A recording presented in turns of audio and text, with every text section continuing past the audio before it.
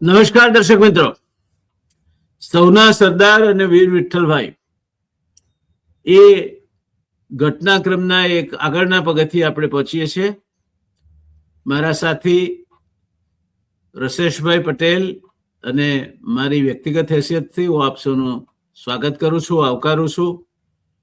અગાઉ પણ હું કહી ચૂક્યો છું કે આ ઘટનાક્રમમાં મુકાતી હકીકતોનું સંશોધન અથવા રિસર્ચ ખૂબ મહેનત લઈને રસેશભાઈએ કર્યું છે.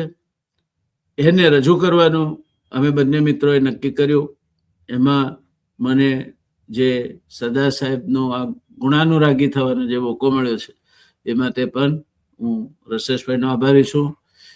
આપ સૌને આ ચર્ચામાં આવકારતા વિશેષ આનંદ અનુભવું છું.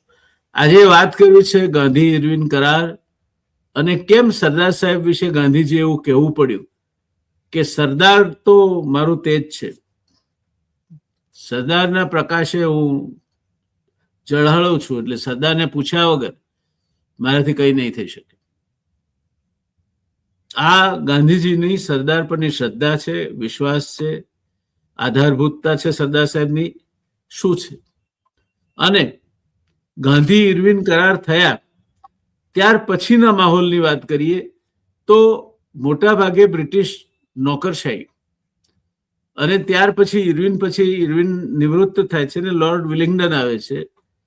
એ બધાનો એક મુદ્દાનો કાર્યક્રમ આ સમજૂતીને તોડી પાડી અને ભારતના નેતાઓ, એની સ્વાતંત્ર્ય સંગ્રામના નેતાઓ અને ભારતની પ્રજાને કેમ અપમાનિત કરવી એ બાબતો મુખ્ય હતી.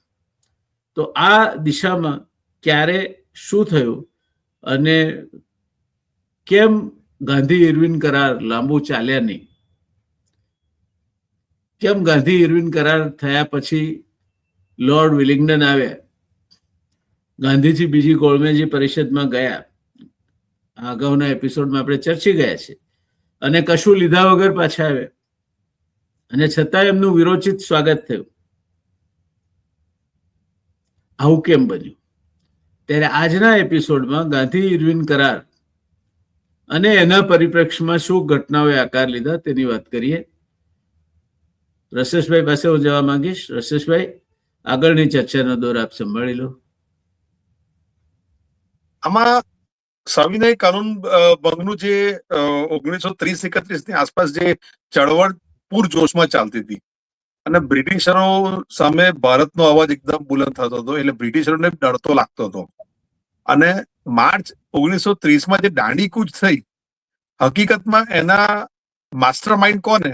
તો સરદાર સાહેબ હતા. જે રીતે દાંડી કૂચનું આયોજન થયેલું, એનો ફ્લો ચાર્ટ, આપણે આમ જનરલ વાત કરીએ ઇન્ફોગ્રાફિક્સ, એ કહીએ તો સરદાર સાહેબનું માઇન્ડ એમાં હતું કે કેટલા લોકો ગાંધીજી સાથે સાબરમતી આશ્રમથી નીકળશે, આખું ગુજરાત ચીરીને દાંડી કેમ પસંદ કરવામાં આવ્યું, કયા કારણોસર ગુજરાતમાં આખી આ ચળવળ થઈ, આ બધું જ પ્લાનિંગ સરદાર સાહેબનું ગોઠવાયેલું હતું. કેટલા ગામડામાંથી કેટલા લોકો, દરેક નાના નાના ગામડામાંથી કેટલા લોકો જોડાશે અને આને કેટલું મોટું સ્વરૂપ અપાય, એ બધું જ કાર્ય સરદાર સાહેબે ગોઠવેલું હતું. મીઠાના કાયદાનો ભંગ થયો. હવે એ સમય દરમિયાન જે કંઈ પણ અંગ્રેજોએ જુલમો કર્યા, હું જુલમો જ કહીશ કારણ કે એ જુલમ સિવાય બીજું કશું નહોતું, એટલે હું એને જુલમથી જ એ કરીશ, એના સિવાય બીજું કંઈ નહીં કહું. ખેડૂતોની જમીનો જપ્ત કરી, આ બધું જ કર્યા પછી એ જમીનો જાણે છે કે આ વિરોધ વંટોળમાં ખેડૂતોની જમીનો જપ્ત થઈ છે, એ જમીનો હરાજીમાં વેચી દીધી સરકારે, એટલે અંગ્રેજોએ. એટલે આ બધી ચાલતું તેમાં લોર્ડ ઇરવિન જોડે ગાંધીજીએ એક, આમ તો ઇરવિનના જ પગલા હતા, ઇરવિને જ એક બહુ સોફિસ્ટિકેટેડ માણસ કહી શકો કે જેને થોડો એક સોફ્ટ કોર્નર ભારત માટે હતો, અને વિઠ્ઠલભાઈના ખાસ મિત્ર થાય, એટલે વિઠ્ઠલભાઈએ પણ એમાં ક્યાંક ને ક્યાંક તો કદાચ એમનું મગજ એ કરવાનું ગોઠવ્યું તો હશે જ, એવું મને લાગી રહ્યું છે. પણ ગાંધી ઇરવિન કરાર વખતે ગાંધીજીએ એમ કહ્યું કે ભાઈ આ જે આપણે કરાર તો કરીએ, પણ જે વેચેલી જમીનો છે, જે તમે ખેડૂતોની જમીનો જપ્ત કરીને જે વેચી દીધી છે, એના બાબતે શું? એટલે ઇરવિને સ્પષ્ટ શબ્દોમાં કહ્યું કે વેચાયેલી જમીનની બાબતમાં કશું ના એટલે ગાંધીજીએ ઇરવિનને એવી રીતે કહ્યું કે જો વેચાયેલી બાબતમાં જો જમીનો બાબતમાં જો તમે કશું જ ના કરવાના હોય તો મારે આ બાબતમાં કોઈ પણ પ્રકારનો કરાર કરવો નથી, કારણ કે આ બાબતે કોંગ્રેસની કારોબારીએ સ્પષ્ટ મેન્ડેટ એટલે હુકમ લઈને આવી છે કે અને સરદાર વલ્લભભાઈના તેજે એટલે ગુજરાતમાં સરદાર વલ્લભભાઈનું બહુ જબરજસ્ત, આમ તો આખા ભારતમાં હતું પણ ગુજરાતમાં બહુ સ્ટ્રોંગ બોન્ડિંગ હતું અને એમના તેજે હું પ્રકાશું છું. અહીંયા હું એક બહુ વાત અલગ રીતે સ્પષ્ટતા કરવા માંગુ છું કે ગાંધીજી પણ જાણતા હતા કે સરદાર પટેલ એક એવા છે કે જેના લીધે આઝાદી સુધી પહોંચાશે અને ગાંધીજી સરદારના ટેકે જ આટલે સુધી પહોંચે. ગાંધી એક એવા વ્યક્તિ હતા કે સરદારને નેગેટિવ પોઈન્ટ કે પોઝિટિવ પોઈન્ટ થી નતા જોતા અને ગાંધીને સરદાર પોતાને સમય વડ્યા એકબીજાને આત્મીયતાથી જોડેલા હતા. એટલે જે નહેરુના પ્રશ્નમાં જે થાય છે એ હકીકતમાં ગાંધીને સરદાર પ્રત્યે પ્રેમ તો હતો, એ અહીંયા 1930-31 પણ દેખાય છે. અને ગાંધીજી સરદારનું કહ્યું કરતા હોય લોર્ડ ઇરવિનને કહે છે, વાઇસરોયને કહે છે કે સરદાર કહેશે એ પ્રમાણે કરાશે, બાકી આમાં હું સમાધાન સરદારના વિરુદ્ધ જઈને હું નહીં કરું. એટલે સરદારનું લોખંડી મનોબળ અને મુત્સદી કીધું જુઓ, ગાંધીજી બોલે છે શું કે આ પ્રશ્નમાં તો મારે સરદારથી દોરવાવું જોઈએ, જેમાં તેઓ સંમત ના થઈ શકે એવું સમાધાન મારાથી કબૂલ રાખી શકાય નહીં. કબૂલ એટલે કહેવાનો આશય એ છે કે એ સરદારથી પણ ઉપરવટ જઈને કમિટમેન્ટ આપવા નહોતા માંગતા અને એમને ખબર હતી કે સરદારે જે નક્કી કર્યું છે એ ખોટું નથી. અને સાચી વાત કરી છે. હું દર્શક મિત્રોને વાંચી સંભળાવું એક્ઝેક્ટલી શબ્દો શું હતા ગાંધીજીના. વેચાયેલી જમીનોની બાબતમાં કશું ન બને તો મારે વાટાઘાટો તોડવી પડશે. આ બાબતમાં કોંગ્રેસ કારોબારીનો મેન્ડેટ લઈને આવ્યો છું. વળી સરદાર વલ્લભભાઈના તેજે હું તો ગુજરાતમાં પ્રકાશું છું, એટલે આ પ્રશ્નમાં તો મારે સરદારથી જ દોરવાવું જોઈએ, જેમાં તેઓ સંમત ન થાય અથવા ન થઈ શકે એવું સમાધાન મારાથી કબૂલ રાખી શકાય નહીં. એટલે ગાંધીજી બહુ સ્પષ્ટ હતા કે સરદાર સાહેબની સંમતિ નહીં હોય તો ભલે વાટાઘાટો તૂટી જાય પણ હું આ સમાધાન નહીં કરું. એટલે ખેડૂતોના પ્રશ્ને ગાંધીજીએ મક્કમ વલણ અપનાવ્યું, કારણ કે સરદાર સાહેબનું વલણ મક્કમ હતું અને કોઈ બાંધછોડ નહીં કરવાનું હતું. એટલે છેવટે વચ્ચેનો રસ્તો એવો કાઢ્યો દર્શક મિત્રો કે જો જે લોકોએ જમીન વેચાતી લીધી છે એ લોકો સ્વેચ્છાએ પોતે ખસી જાય તો પછી સરકારે વચ્ચે નહીં આવવું અને એને વચગાળાના રસ્તા તરીકે સ્વીકારી અને ચર્ચાઓ મંત્રણાઓ આગળ ચાલી. એટલે it was A face saving of A sort કે ગાંધી ઇરવિન ચર્ચાઓ આગળ ચાલી જવા. બીજો મુદ્દો હતો કે જે સરકારી તલાટી છે કે બીજા નાના મોટા અધિકારીઓને આ સમયગાળા દરમિયાન બરતરફ કરવામાં આવ્યા છે, એમને નોકરી પર પાછા લેવા. અને એમાં પણ સરકારને તો બીજું તો કંઈ કોઈને પૂછવા જવાનું નહોતું, પણ આ બાબતમાં લડત દરમિયાન રાજીનામા આપી ચૂકેલા પટેલ તલાટીઓ અને અન્ય અમલદારોને બિનશરતે નોકરી પર પાછા લેવાનો મુદ્દો પણ મહત્વનો હતો. સરદારના આગ્રહને કારણે વાઇસરોયે આ શરત પણ સ્વીકારી લીધી કે અમે પાછા લઈશું નોકરી પર, અને એ પણ સરદાર મક્કમ હતા, સરદારનો આગ્રહ તો માટે સ્વીકારી લીધું એવું ઇતિહાસ નોંધે છે. પણ એક બાજુ આ દિલ્હીમાં શાંતિ મંત્રણાઓ ચાલતી હતી તો બીજી બાજુ દેશભરમાં તો જુલમ ચાલુ હતો. પિકેટિંગ કરતી બહેનો ઉપર અત્યાચારો થાય, આશ્રમમાંથી આ સંદર્ભમાં ગંગાબેન વૈદ્ય એ અત્યાચારના વિરોધમાં સાબરમતી આશ્રમવાળા ગંગાબેન વૈદ્યે સરઘસ કાઢ્યું તો પોલીસે એમને ઢોરમાર માર્યો, ઢસેડ્યા, બેભાન થઈ ગયા, ત્યાં સુધી માર્યા. એટલે આ દમનનો કોરડો વીંઝીને મનોબળ તોડી નાખવાનું કામ કરવાનું તો બ્રિટિશ સરકારના વહીવટી સત્તાવાળાઓ દ્વારા સતત ચાલુ હતું. એ વચ્ચે ગાંધીજીને બીજી ગોળમેજી પરિષદમાં હાજર રાખવા માટે બ્રિટિશ વડાપ્રધાનનો આગ્રહ વાઇસરોયને હતો અને એ વાઇસરોય માટે મેન્ડેટ હતું કે ગમે તેમ કરીને ચર્ચાઓ પડી ના ભાગે અને ગાંધીજી બીજી ગોળમેજી પરિષદમાં ભાગ લેવા માટે જાય. અને છેવટે ગાંધીજી એકલા એ ગોળમેજી પરિષદમાં ભાગ લેવા માટે ગયા પણ ખરા. એનું શું થયું એની ચર્ચા અગાઉ આપણે કરી ચૂક્યા છે. પણ ગયા પણ ખરા. એટલે ગાંધી ઇરવિન કરાર એક સાચી દિશાનું પગલું હતું, પણ બ્રિટિશ વહીવટી તંત્ર અને ત્યાર પછી જે વાઇસરોય આવ્યા લોર્ડ વેલિંગડન, એમને આ મંજૂર નહોતું. એને ગમે તેમ કરીને આ તોડી પાડવાનું હતું. અને એટલે ગોળમજી પરિષદમાંથી પણ ગાંધી ધોયા મૂળા જેવા પાછા ફર્યા. એ જુદી વાત છે કે મુંબઈમાં ઉતર્યા અને પછી પ્રજાએ એમનું ઐતિહાસિક સ્વાગત કર્યું. રોડ, રસ્તા, ગલી ખાંચામાં બધે લોકો ઉભરાડા અને સાંજે ભવ્ય સભા થઈ. પણ એ ગાંધીજી માટે એક જેને કે અમૃત સમાન ઘટના હતી કે જેણે એમના જુસ્સાને પુનર્જીવિત કર્યો. બાકી ગાંધીજી નિરાશ થઈને ગોળમેજી પરિષદમાંથી આવ્યા હતા, કારણ કે કશું પ્રાપ્ત નહોતું થયું. તો આ ઘટના અને આ સંદર્ભ હતો. આ બાબતમાં રશેશભાઈ આગળ તમારે શું કહેવું છે? રાજેન્દ્ર બાબુએ આ કરારને આવકાર્યા. એમણે કહ્યું કે આ 4 મુદ્દા કઈ કયા હતા. એમણે કે આ 4 મુદ્દે આ કરાર, ગાંધી ઇરવિન કરાર, ભલે બીજો કઈ ના આપતા હોય તો પણ આવકારદાયક છે. એ મુદ્દા કયા હતા? એની પહેલા હું એક જસ્ટ કહી દઉં કે ગંગાબેન વૈદનું જયારે જે રીતે એમનું ઘાતકી હુમલો કર્યો પોલીસોએ, ત્યારે સરદાર સાહેબ અડગ રહેલા.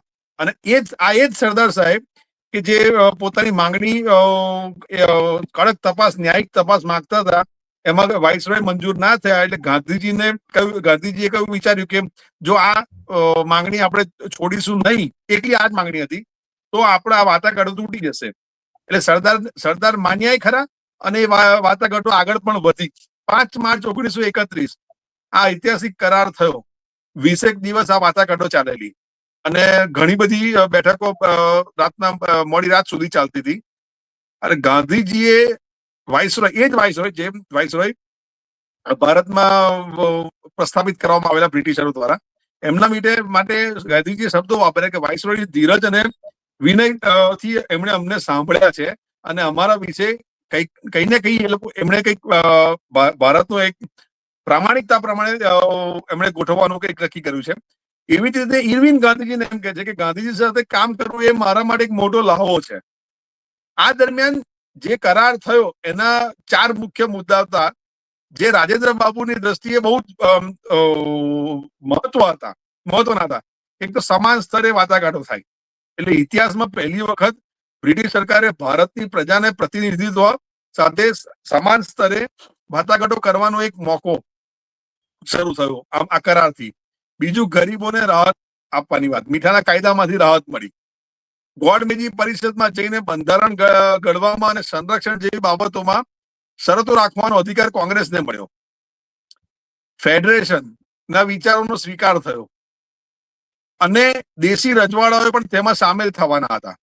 રાજેન્દ્ર બાબુએ માત્ર એમના હિસાબે કરાર એક માત્ર કાગળ નતો, પણ બ્રિટિશ સરકારના અગાઉ અનેક ઢંઢેરાઓની જેમ આનું પાલન ન થયું હોત તો પણ આ એક નૈતિક વિજય હતી. એટલે રાજેન્દ્ર બાબુ બહુ સ્પષ્ટ હતા આ બાબતમાં કે આ કરાર તો થવો જોઈએ. અને આ એ જ કરાર કે જે કરાર થયા પછી ભગતસિંહ, સુખદેવ અને રાજગુરુને ફાંસી આપવામાં આવી અને યુવાનો જે વિરોધમાં થયા કે તમે જો આ કરારની સામે ગાંધીજી આ 3ની ફાંસી કેમ ના અટકાઈ શક્યા, આ મુખ્ય કારણ હતું યુવાનોના વિરોધનું કે ગાંધીજી આ ધારત તો કરી શકત. આ એ જ કરારની વાત એના પછી જ આ થયું છે. એટલે એ વખતે યુવાનોનો વિરોધ બહુ થયેલો. જી, એ પછી દર્શક મિત્રો આ સંધિ થઈ અને સરદાર પટેલ ને ગાંધીજી બોરસદ અને બારડોલીની મુલાકાતે ગયા. ત્યાંના ખેડૂતોએ લડત દરમિયાન પારાવાર નુકસાન વેઠ્યું હતું. આમ છતાંય તેમના ચહેરા પર વિજયનું સ્મિત હતું. આ જોઈને સરદારના મુખેથી ઉદ્ગાર સરી પડ્યા કે તમે સહન તો બહુ કર્યું, પણ તમે બેવડી ઇજ્જત કમાયા. તમે એવડી ઇજ્જત કમાવ્યા, એવડી ઇજ્જત થોડા જ કમાઈ શકે તેમ છે. જોકે આ વિજયની સાથે એક કરુણ ઘટના પણ બની હતી. ખેડા જિલ્લાના ઈસનાવ ગામમાં હિજરતી ખેડૂતોને 18 માંડવા સળગી ગયા, જેમાં ઢોર ઢાંખર અને 4 માણસો પણ બળીને ભડથું થઈ ગયા. આ સમાચાર સાંભળીને ગાંધીજી વ્યથિત થયા અને સરદારને મદદ મોકલવા કહ્યું. ત્યારે સરદારે કહ્યું કે એની કઈ જરૂર નથી, એ લોકો સ્વીકારશે નહીં. સરદારે જે કહ્યું એ એમની ખેડૂતો પરની શ્રદ્ધા દર્શાવે છે. સરદાર સાહેબે કહ્યું કે એ લોકો જરાય ગભરાયા નહીં હોય અને મદદ લેવાની ના પાડશે. સરદારે ખેડૂતોની કષ્ટ સહન કરવાની શક્તિ પર ગર્વ હતો કે ખેડૂતો છે સહન કરી લેશે, સહાયના ભૂખ્યા નથી. અને એ પરિપ્રેક્ષમાં સરદાર પટેલના મતે કરાચી કોંગ્રેસ ભરાવાની હતી, એનું અધિવેશન ભરાવાનું હતું, એનું પ્રમુખ પદ એમના માથે આવ્યું. એટલે એવો કટોકટીના સમયે ગાંધી ઇરવિન કરારમાં કઈ જાજુ ઉકળી નહોતું રહ્યું. ભગતસિંહ સુખદેવને ફાંસી ન રોકી શકાય, એનો રોષ હતો. રાજગુરુ ભગતસિંહ સુખદેવને એનો રોષ હતો, ખાસ કરીને એ વિસ્તારમાં તો વિશેષ હતો. અને જવાહરલાલ નહેરુને પણ કેટલાક પોતાના મુદ્દાઓ હતા. આ બધા વચ્ચે કરાચી કોંગ્રેસનું અધિવેશન, એનું પ્રમુખ પદનો કાંટાળો તાજ સરદાર પટેલ સાહેબના માથે પહેરાવવાનું નક્કી થયું. અને કોઈ પણ શિસ્તબદ્ધ સૈનિકની માફક સરદાર સાહેબે એ સ્વીકાર્યું પણ ખરું અને એને સુપેરે પાર પણ પાડ્યું. એટલે એમ કહી શકાય કે ગાંધી ઇરવિન કરાર ભલે નિષ્ફળ ગયા, પણ ગાંધી ઇરવિન કરાર અને તે પછીનો સમયગાળો ભારતના સ્વાતંત્ર્ય સંગ્રામનો એક મહત્વપૂર્ણ પડાવ હતો. તેમાં એક તરફ ગાંધીજીની સત્ય અને અહિંસાની નીતિનો વિજય થયો હતો, તો બીજી તરફ સરદાર પટેલની વ્યવહારુ અને મક્કમ નેતાગીરીનું દર્શન થયા હતા. ખેડૂતોનો ભોગ અને બહેનોની શૂરવીરતા આ કરારના પાયામાં હતા. જોકે બ્રિટિશ અમલદારશાહીની દાનત ખોરી હતી, છતાં આ કરારે સાબિત કરી દીધું કે બ્રિટિશ સલ્તનત હવે ભારતની પ્રજાના અવાજને અવગણી શકે તેમ નથી. કરાચી કોંગ્રેસમાં સરદારનું પ્રમુખ બનવું અને વિપરીત સંજોગોમાં પણ સંગઠનને ટકાવી રાખવું, તે ભારતની આઝાદીની લડતની પરિપક્વતા દર્શાવે છે. એટલે આ લડત ચાલી અને 1947માં છેવટે આપણે આઝાદી મેળવી. એ લડત જે ચાલતી તેની પરિપક્વતા, જેને એસિડ ટેસ્ટ કહેવાય, એનો અગ્નિ પરીક્ષા, એ કરાચી અધિવેશન હતું.